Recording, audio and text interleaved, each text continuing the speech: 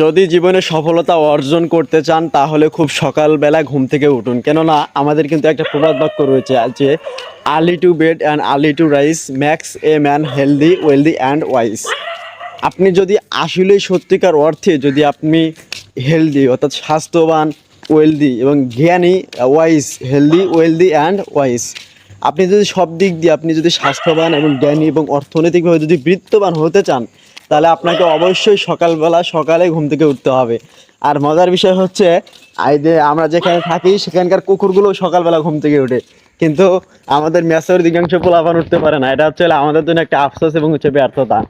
তো আপনারা যদি সত্যিকার অর্থেই যে যেখানে আছেন, পড়াশোনা বলেন, যে যেখানে যে কেরিয়ারে থাকেন না কেন, যদি সফলতা অর্জন করতে চান তাহলে অবশ্যই সকাল সকালে দিনটা শুরু করুন।